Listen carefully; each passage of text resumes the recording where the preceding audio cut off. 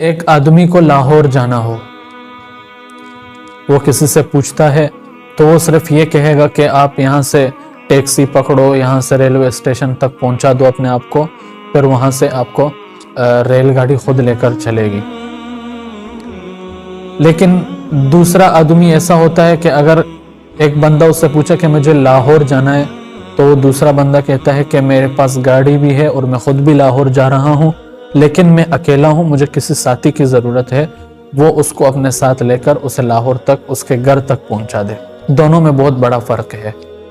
پہلا والا یہ تھا کہ اس نے صرف رہنمائی کر دی، دوسرا وہ رہنما ہے جو اس نے آخر تک اس کو پہنچا دیا۔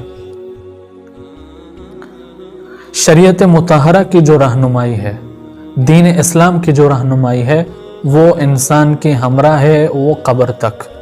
جب تک انسان قبر میں پہنچ جاتا ہے وہاں تک وہ اس کا ساتھی ہے۔ اس پوری زندگی میں جتنے بھی مسائل ہیں سب کے بارے میں اس کو آگاہ کر دیتا ہے، اس کو بتا دیتا ہے دین اسلام۔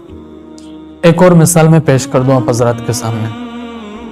ایک آدمی ہوتا ہے، جیل میں ہوتا ہے مثال کے طور پر۔ جب اسے جیل سے چھوڑ دیا جاتا ہے تب اسے کہا جاتا ہے کہ آپ اس رستے پہ چلو، 10 کلومیٹر تک آپ کو مسلسل پیدل چلنا ہے، 10 کلومیٹر کے بعد آبادی ہے، وہاں پہ آپ آبادی سے جا کر مل سکتے ہیں۔ لیکن یاد رکھو یہ جو 10 کلومیٹر ہے، اس 10 کلومیٹر میں کانٹے بہت ہیں،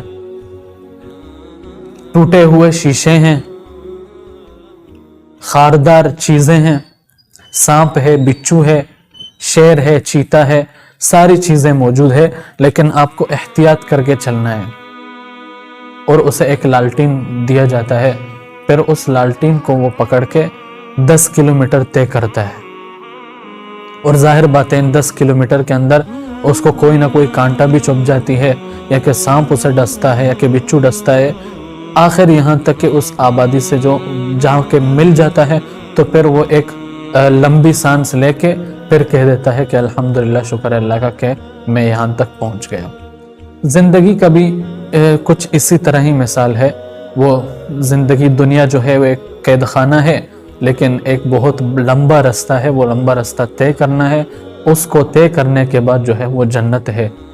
یہ پورا رستہ جو ہے وہ زندگی ہے، اور یہ جو کانٹے ہیں، یہ جو خاردار چیزیں ہیں، یہ جو ٹوٹے ہوئے شیشے ہیں، سانپ ہیں، بچھو ہیں، یہ سارے مصائب اور مشکلات اور تکالیف ہیں جو کہ آپ کو جھیلنے ہیں۔ جو آپ کو پہنچے اس پر صبر، جو نہ پہنچے اس پر شکر۔ اسی طرح کر کے اس سفر کو طے کرنا ہے۔ سفر کو طے کرنے کے بعد پھر جنت انسان کو مل جاتی ہے، پھر وہاں پہنچ کر انسان خوش ہو جاتا ہے اور اس کے زبان سے اللہ تعالیٰ کے شکر اور حمد نکل آتا ہے۔